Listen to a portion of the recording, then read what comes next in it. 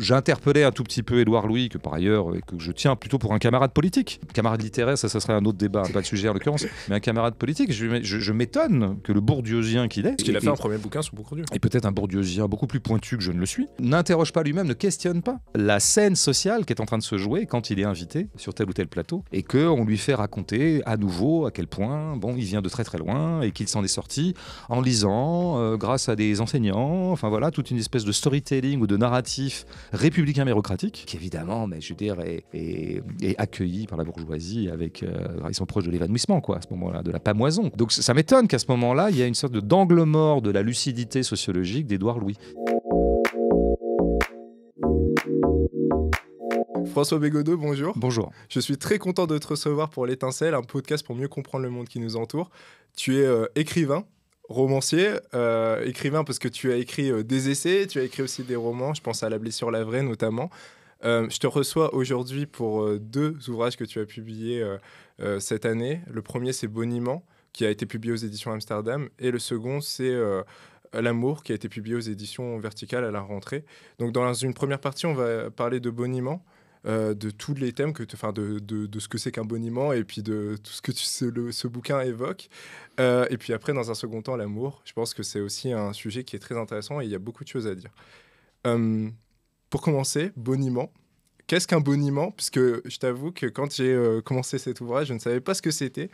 Et en le lisant, je me suis rendu compte que c'était aussi... les boniments s'ancraient aussi dans une logique, la logique de notre système économique. Qu'est-ce qu'un boniment pour nos auditeurs ? Oui, je savais bien que le mot était un peu désuet et je l'ai utilisé un petit peu à dessein, en tout cas en toute connaissance de cause, parce que précisément je voulais resituer, comme le livre est un peu une sorte de cartographie du monde libéral ou du monde capitaliste dans lequel nous vivons, bien malgré nous parfois, je voulais resituer les options fondamentales de ce monde, en tout cas de ceux qui le dirigent, qui l'orchestrent, dans une longue tradition, pour surtout ne pas rentrer dans leur storytelling préféré, à savoir qu'ils seraient des modernes. Ils seraient l'avant-garde finalement. Ce sont eux qui sont en train d'inventer le monde de demain. Enfin, ils racontent souvent ça dans leurs éléments de langage. Et je crois qu'en fait, c'est toujours bien de les ramener à leur origine commerciale et commerçante. Et que ce qui leur importe avant tout, c'est quand même de vendre de la camelote et d'en tirer profit. Et alors parfois, ils le font de façon sophistiquée, parfois même dans des structures où se perd pratiquement le geste élémentaire du boutiquier, quoi. Mais enfin, ça peut être des très très grandes boutiques multinationales et transnationales, mais enfin, ça reste des boutiques. Et le boniment, c'est tout simplement le discours que peut tenir un commerçant quand il a à vendre un produit, il a à défendre, à faire l'article, comme on dit, pour vendre des articles. Et pour ça, il développe un argumentaire plus ou moins fallacieux, évidemment, qui force un peu le trait, qui va avoir tendance à survendre un peu le produit, à le parer de tout un tas de qualités qu'il a ou qu'il n'a pas. Mais c'est ça qui est intéressant aussi, c'est que le boniment n'est pas complètement faux. Et c'est là, je crois, que se tient toute la subtilité quand même du monde dans lequel on vit et toute la subtilité, je dirais, des dominants, de ceux qui essaient de nous refourguer précisément de la camelote. C'est que quand ils nous vendent une voiture, il n'est pas complètement faux de dire que cette voiture va peut-être améliorer notre vie, elle va nous permettre d'avoir un certain nombre de déplacements, elle est peut-être confortable, elle a peut-être des arguments quant à la sécurité, des choses comme ça. C'est donc un commercial. Le boniment et s'appuie toujours sur du vrai. Un boniment qui serait complètement faux serait très très vite, déjoué par le client potentiel. Et donc c'est un mixage de vrai et de faux qui me semble caractériser à peu près tous les éléments de langage dont nous inondent, que ce soit les gouvernements au service du capital ou le capital lui-même, quoi. Donc ça me paraissait le mot le plus opportun, quoi, pour rendre compte de ce que j'allais essayer de cartographier dans ce livre. Oui, tu précises bien que c'est pas simplement la sphère économique, c'est aussi la sphère politique qui utilise les boniments. Macron, typiquement, peut utiliser... Oui, mais le lien a souvent été fait, je dirais, par une tradition marxiste, dont le geste fondamental est toujours de dire que finalement, les gouvernements ne sont jamais que, alors selon l'expression consacrée, des fondés de pouvoir des forces économiques.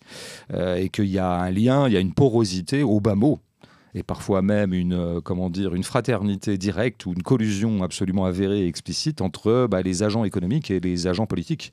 Les uns étant souvent les pauvres représentants des autres, quoi. Et donc oui, nous avons des boniments qui sont servis directement par des gens qui font profession de vendre des choses, qui sont repérés comme étant des commerçants. Et puis nous avons des boniments venant de ces commerçants un petit peu en deuxième main que seraient les politiques, qui eux sont là pour vendre un monde, pour vendre une politique, pour vendre des lois, pour vendre des orientations gouvernementales, enfin en tout cas de gouvernance. Mais ceux-là, ceux qui nous gouvernent, leurs éléments de langage recoupent souvent et d'ailleurs empruntent souvent à la langue, disons, managériale ou à la langue publicitaire. On retrouve vraiment dans la bouche d'un Macron et dans la bouche d'un publicitaire, finalement, on retrouve souvent des éléments de langage assez semblables. Tu parles de langue managériale. Est-ce que les boniments, en fin de compte, ils ont été utilisés un peu avant aussi ce qu'on appelle le New Public Management dans les années 80-90 où on voit notamment Margaret Thatcher qui utilise on n'a pas d'alternative. Est-ce que c'est plutôt quelque chose de récent ou ça s'inscrit dans une histoire longue du... Moi, je crois que d'aussi loin qu'il y a eu des gens pour vendre des choses et pour vendre le monde qui allait mettre au centre de lui-même la marchandise, il y a eu des éléments de langage Alors, on dit maintenant éléments de langage, je pense que l'expression est relativement récente. Je ne sais pas exactement de quand elle date, je dirais il y a 20-30 ans.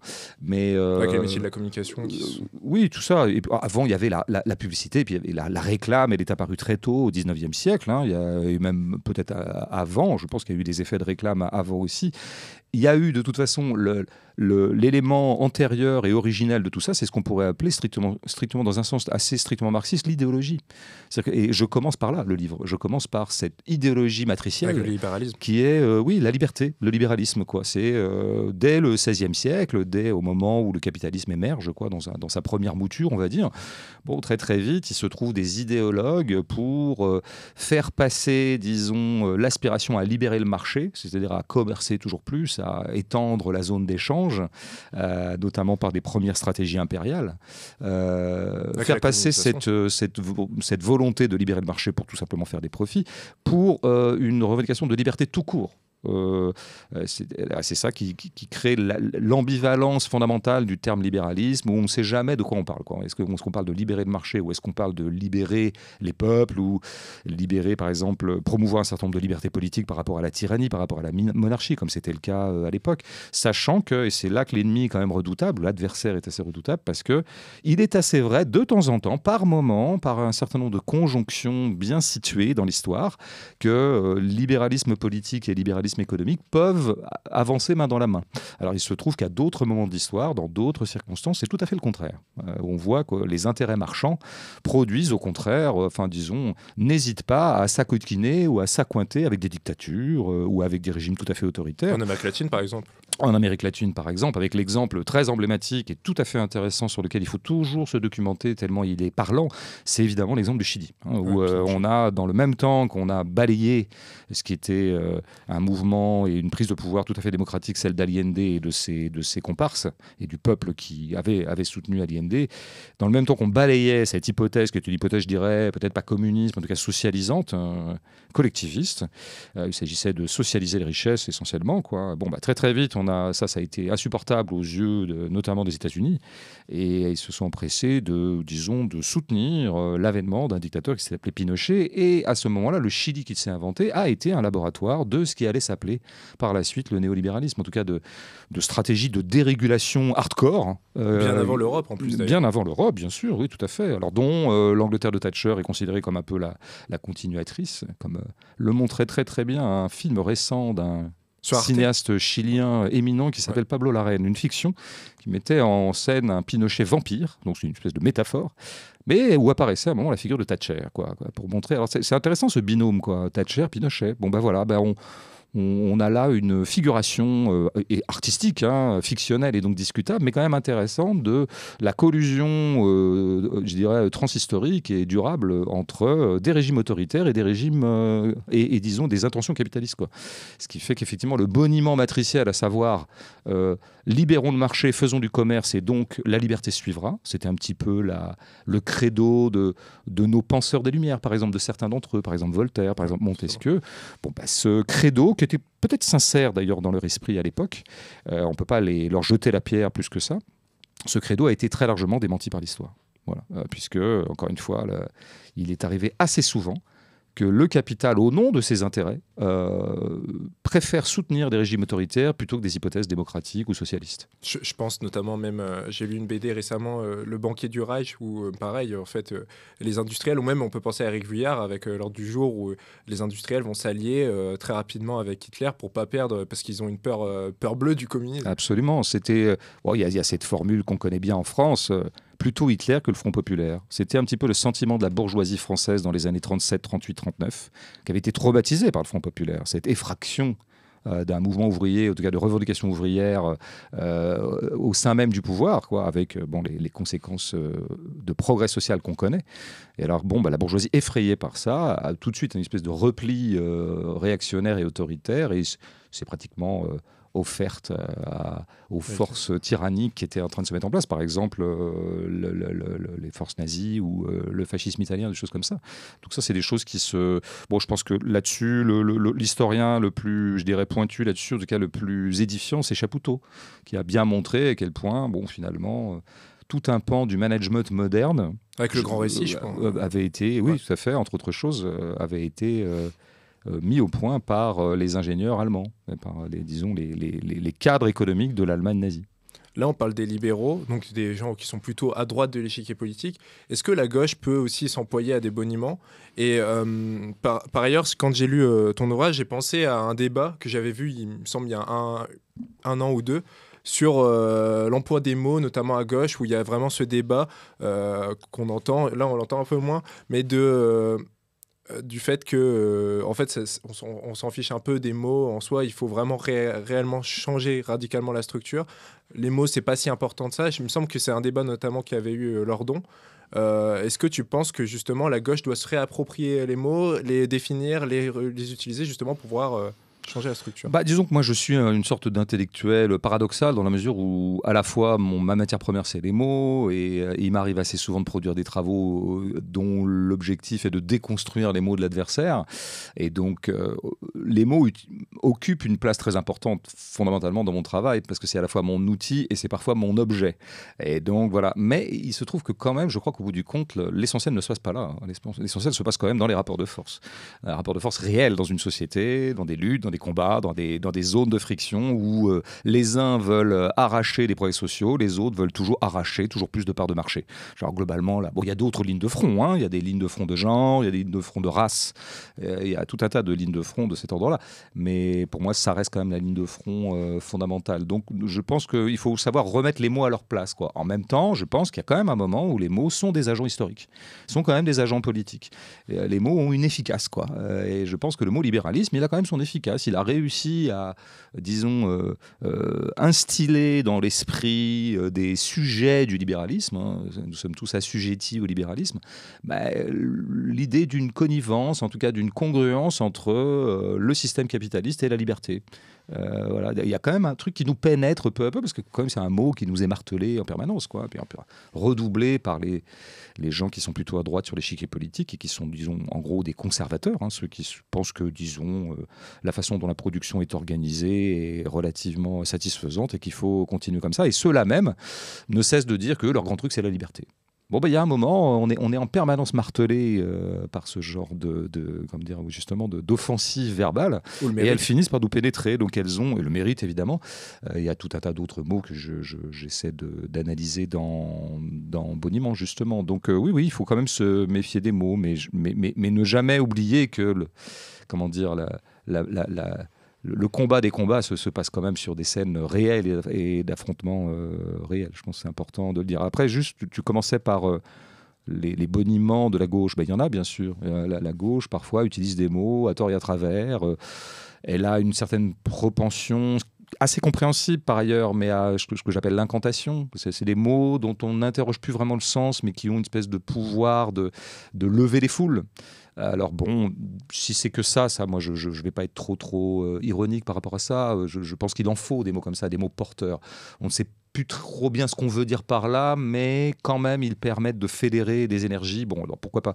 Après, quand on essaie de les analyser à froid, oui, je crois qu'il y a des... Bon, je pourrais en citer un qui est plus qu'un mot, c'est un mot repoussoir, notamment dans les forces, je dirais, de progrès ou les forces de l'émancipation, qui est le mot d'individualisme. Bon, voilà. Alors, on a pris l'habitude, presque par réflexe, d'utiliser le mot individualisme négativement à gauche. Alors, on voit bien pourquoi. Il y a plein de raisons à ça, y compris des raisons très légitimes. Mais il faudrait que les mêmes personnes qui utilisent toujours le mot individualiste comme repoussoir se rendent compte que le même mot d'individualisme est utilisé comme repoussoir par tout un pan de la droite, notamment la droite autoritaire, la droite réactionnaire, la droite ultra-conservatrice, anti-révolutionnaire ou contre-révolutionnaire.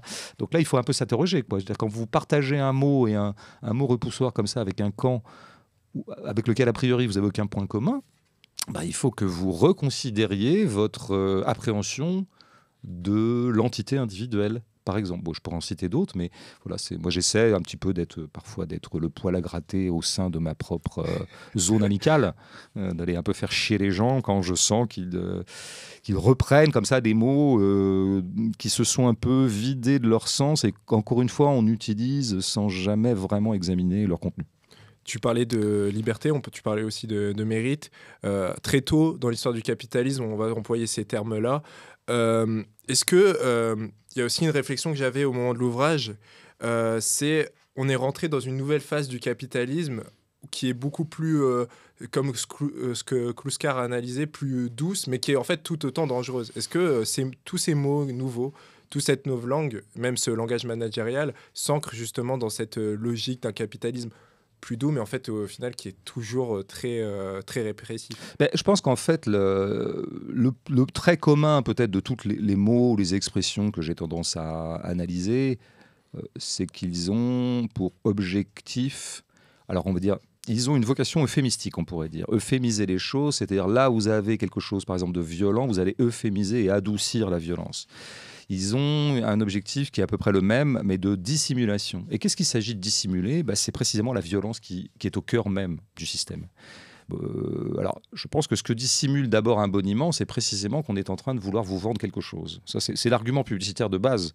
Je suis en train de vouloir te vendre un frigidaire, mais dans mon argumentaire, auprès de toi, le client, le gogo, eh bien, je vais faire comme si nous n'étions pas dans un acte de vente. Enfin, qu'entre nous, pas question d'argent, quoi. Je suis là pour te rendre un service. Il se trouve que tu as besoin d'un frigidaire et moi, de façon extrêmement bienveillante et, je veux dire, avec énormément de magnanimité et de générosité, eh bien voilà, j'ai fabriqué ce frigidaire pour toi et ça va améliorer ta vie, etc.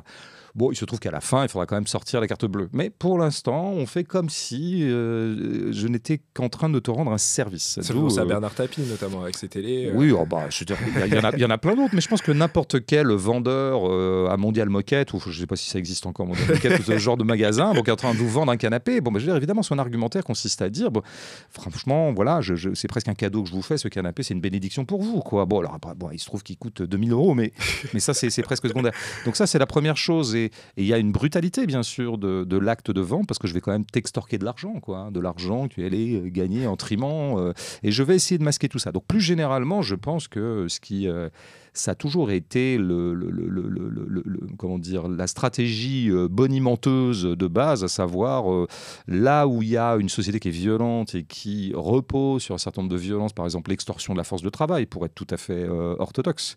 Tout ça a été fabriqué par des gens avec leur sueur et parfois même dans des conditions tout à fait dégueulasses d'exploitation. Bon, évidemment, au moment où le canapé est là, on ne sait plus qui l'a fabriqué. Et le boniment consiste à achever ce long processus qui a été le processus de dissimulation de la violence, de la peine, de la fatigue qu'a coûté, en tout cas à ceux qui l'ont fabriqué, ce canapé. Donc je dirais que je ne m'inscrirais pas dans une filiation klusklardienne de ce point de vue-là. Je pense que rien de nouveau sous le soleil. Par ailleurs, Kluskar pose un certain nombre de problèmes en soi. Je pense que là, notamment, mais ça, je ne vais pas m'étendre là-dessus. Je l'ai un peu fait dans d'autres joies. J'y renvoie pour ceux que ça intéresserait. Mais bon, la ligature qui est au cœur de la pensée kluskardienne, à savoir entre libertaire et libéral, je la trouve tout à fait indue. Voilà. Tout à fait indu, et c'est-à-dire qu'on commence par dire que finalement les libertaires sont des complices objectifs du libéralisme, et puis finalement on finit par bazarder l'esprit libertaire en soi-même, et on se retrouve un penseur autoritaire. Donc là, je n'irai pas qui dans a été repris après par Soral, notamment. Voilà, par exemple. Donc Même si Kluskar a dit qu'il ne reconnaissait pas cette filiation chez Soral, il l'a dit vers la fin de sa vie.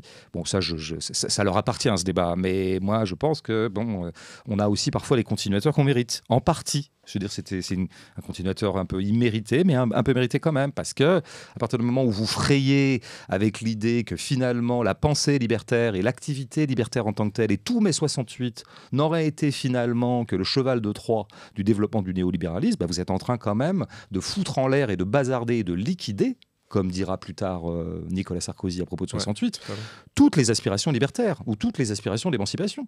Genre que ce soit les aspirations de minoritaires ou autres, quoi. Donc effectivement, là, vous vous retrouvez avec des drôles d'amis. Bon, il fallait faire attention avant. Mais pour en venir au vrai point, il est vrai que peut-être il y a un certain stade du capitalisme qui a eu tendance à intégrer à ces éléments de langage des notions qui n'y étaient pas dans les années 20, 30, 40, au moment du Fordisme, par exemple, qui était l'idée que la consommation te rend heureux.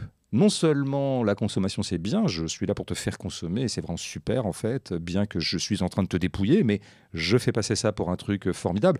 Mais en plus vraiment, le monde de la consommation est un monde de bonheur. C'est-à-dire que finalement c'est l'hédonisme dans son visage moderne. De la même façon, un certain nombre de boniments ont été mis au point et développés dans les années 70, 80, 90, qui consistaient à mieux vendre le travail.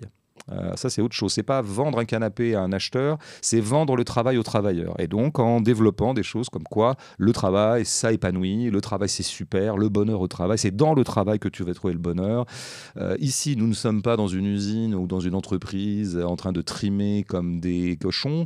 Nous sommes des collaborateurs qui allons trouver dans la cohésion une nouvelle source d'orgasme collectif. Ça, c'est vrai que ça, c'est relativement récent comme stratégie argumentative du capitalisme.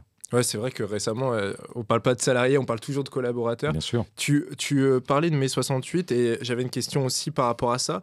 Je te rejoins totalement sur ton analyse de mai 68 et je pense que tout n'est pas acheté dans mai 68. J'espère bien. Loin de là. Et je pense notamment à Jacques Rancière, que tu apprécies beaucoup.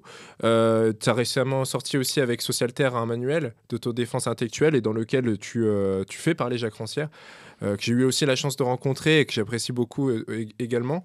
Et il me semble que tu es aussi très critique vis-à-vis de l'école et puis aussi tu es assez proche aussi de la pensée d'Ivan Illich aussi, qui défendait notamment dans Une société sans école justement une manière de revoir complètement l'éducation de façon générale.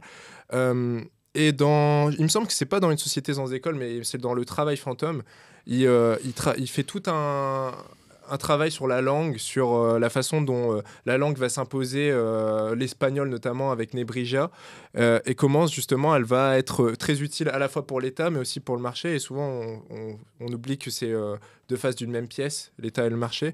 Est-ce que tu penses que, notamment au travers de tous les boniments que tu évoques dans ton ouvrage, qu'on est prisonnier en fait toujours de notre langue et en fait tout ça, on est prisonnier de cet imaginaire et que cet imaginaire-là, en fait, il a été construit de base, en fait, parce qu'on le voit dans l'analyse d'Illich, elle est très intéressante parce que dans un premier temps, les langues, il y en a beaucoup plus, il y a une pluralité de langues et il y a une uniformisation qui tend et qui plus est, dans les mots les boniments que tu évoques, il y a aussi énormément de mots en anglais. Il y a vraiment le globish qui est en train de se développer. Est-ce que ça s'ancre justement dans un... Je crois qu'il faut revenir toujours aux fondamentaux. Nous naissons, nous arrivons, voilà, nous advenons sur cette jolie planète, indépendamment de notre volonté quand même. Et tout de suite, nous sommes plongés dans un monde social qui a été constitué en dehors de nous, que nous n'avons pas choisi. Et tout de suite, ce monde social nous impose ses règles, sans que nous les ayons choisies. Et entre autres, par exemple, je nais dans une famille. Je vais grandir dans une famille que je n'ai pas choisie. C'est pas rien quand même. Il se trouve que parfois la famille est tout à fait agréable, douce, tout ce qu'on veut, et parfois pas. Mais en tout cas, dans tous les cas de figure, la famille n'a pas été choisie. Et donc, j'en adopte un peu les lois, les petites règles internes. J'en adopte aussi le langage. Papa parle comme ça, maman parle comme ça, et c'est quand même le premier langage que je vais entendre, etc. Et plus généralement, dans la société, oui, ça parle déjà. Mais moi, je vais apprendre à parler en écoutant les autres. Donc, je vais hériter, vont m'être échus un certain nombre de mots que je n'ai pas choisis. Et donc, quand c'est le mot pâquerette pour désigner une pâquerette, ça va. Finalement, il est désigné autrement dans d'autres langues, mais enfin, finalement, tout va bien, quoi. Je veux dire, sur ce langage objet, je dirais. C'est un peu plus compliqué quand vous héritez de mots plus abstraits qui portent des valeurs, qui portent un rapport au monde, qui sont extrêmement subjectifs, en fait, qui ne sont pas neutres. Et vous en héritez. Bon, vous en héritez. Alors, l'école est une grande colporteuse de ces mots-là, hein, je veux dire, mais pas seulement. Les parents sont idéologues sans le savoir. Nous sommes tous porteurs d'idéologie sans le savoir. Et donc, nous, bon. Alors, c'est vrai que le premier travail que peut faire, qu'est-ce que ça pourrait vouloir dire quoi, l'émancipation? L'émancipation, pour moi, ça consiste toujours, pour un individu, à faire valoir son individualité contre les structures. Pour moi, c'est jamais autre chose, l'émancipation. C'est pour ça que j'insiste toujours lourdement sur la défense nécessaire, urgente, profonde et intense de l'individu. Et donc, il va essayer de se constituer son propre langage, en tout cas un langage qu'il aurait presque choisi, il va se le forger lui-même, à partir de mots qu'il n'a pas inventés, hein, sauf à être je vais ne parler que par néologisme, ce qui serait un peu compliqué quand même, notamment dans les relations sociales. On va constituer, au moins on va essayer de produire, à partir de l'adolescence, ou à partir du moment où on arrive à un certain degré de conscience, de lucidité, eh bien on va produire nos propres agencements verbaux. Et c'est pour ça que c'est intéressant, tu vois, qu'on va produire non pas notre propre syntaxe, mais des accords de mots, des agencements de mots, relativement pas inédits, mais disons qui ne correspondent pas exactement aux agencements qui nous ont été imposés. Ça, c'est très important. Et donc, il y a une lutte là-dessus qui me paraît... Il y a un livre, d'ailleurs, qui est sorti, un roman, hein, parce que souvent, le roman fait un travail politique, parfois beaucoup plus fort et puissant que les essais explicitement politiques. C'est un roman qui est sorti en même temps que mon roman chez Vertical, donc aux éditions Vertical. Je fais un peu de pub pour mon éditeur, mais il se trouve que ce roman est vraiment bien. Il s'appelle Tumeur ou Tutu, c'est un jeu de mots d'une dénommée Léna Gare. C'est son premier roman d'ailleurs. Et elle commence comme ça, elle est dans une famille, elle raconte un peu sa vie en la fictionnant beaucoup, en passant par la parabole, en passant par toute une inventivité extraordinaire. Et la première chose que dit cette narratrice quant à l'oppression qu'elle subit, parce qu'elle subit une famille relativement oppressive, elle se sent colonisée par le langage, et notamment, en l'occurrence, par le langage maternel, la mère étant une espèce de tyran ou de tyranne domestique. Bon, je passe là-dessus, je renvoie à ce roman, parce que c'est toujours intéressant de continuer le travail politique, y compris par la fiction et par la littérature. Mais pour dire que ce mot de colonisation me paraît très très juste, en fait. On pourrait dire que c'est une métaphore, que c'est un peu une hyperbole. Il y a aussi décoloniser l'esprit, d'ailleurs. Même. Bien sûr, je trouve ça très intéressant. Il ne faut jamais oublier, peut-être, tout en gardant un certain respect et une certaine mesure des choses par rapport aux vrais fronts coloniaux.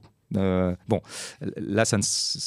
on utilise ça de façon métaphorique. Mais quand même, je pense que nous sommes colonisés par tout un tas de choses, quoi, et notamment par le langage. Donc je pense que déjà exercer son droit à la lucidité quant aux mots qu'on veut nous transmettre.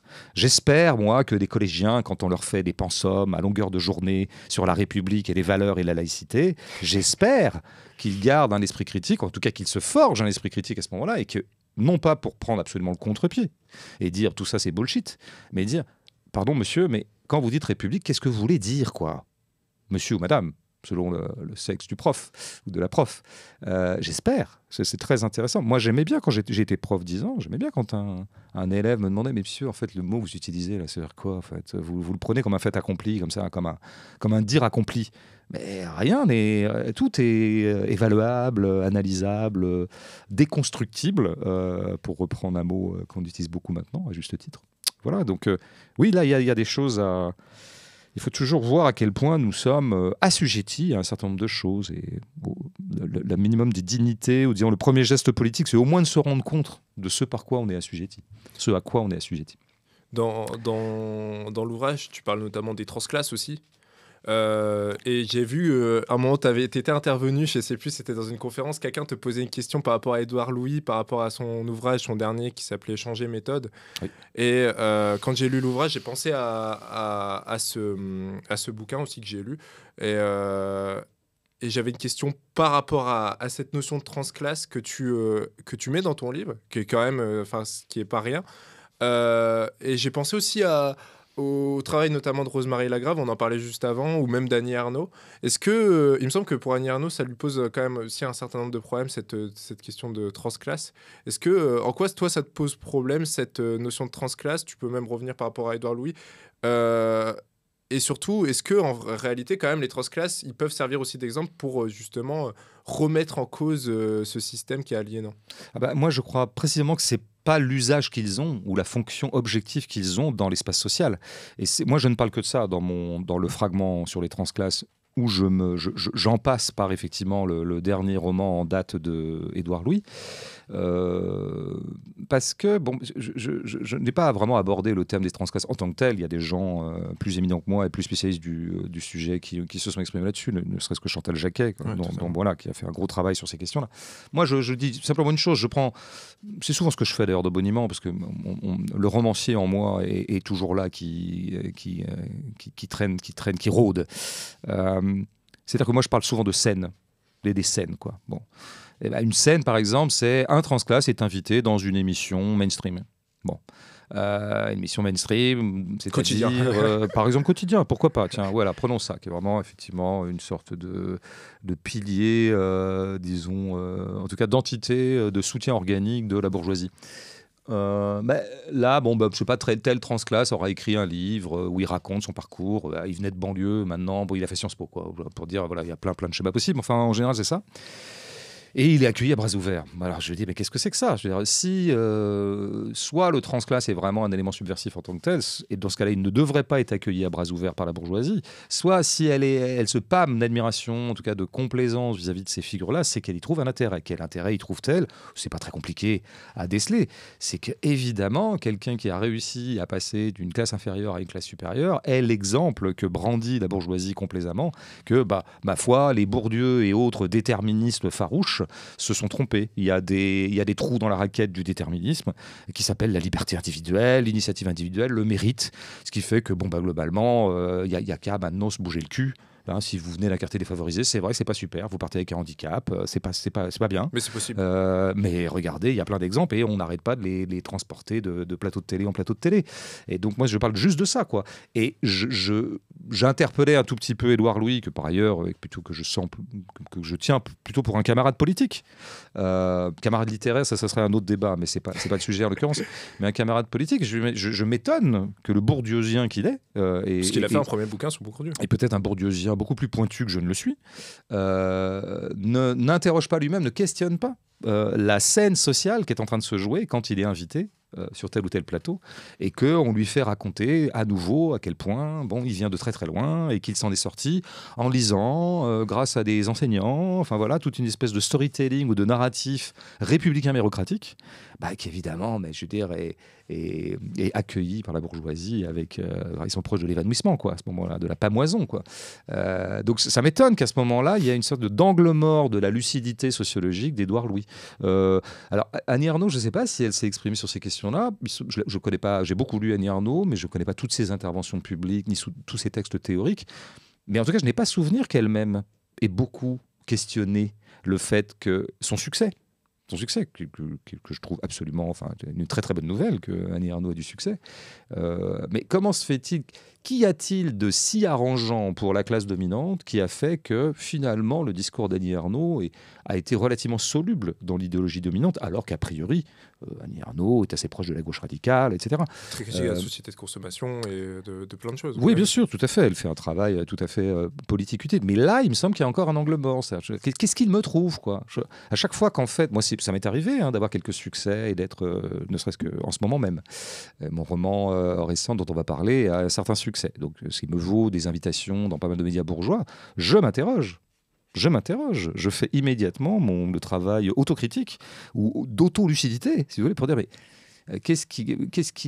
comment dire, ce roman est-il si consensuel pour que j'ai pu recueillir à ce point-là des suffrages venant, y compris de camps politiques qui d'habitude me montrent un peu plus d'hostilité? Oui, non, mais faut... Quitte à, au bout du compte, rien conclure. Conclure que c'est pas pour autant un roman de droite, quoi. C'est pas là que je veux en venir, mais je pense qu'il faut quand même toujours avoir la présence d'esprit de s'appliquer à soi-même la lucidité sociologique qu'on applique à d'autres sujets.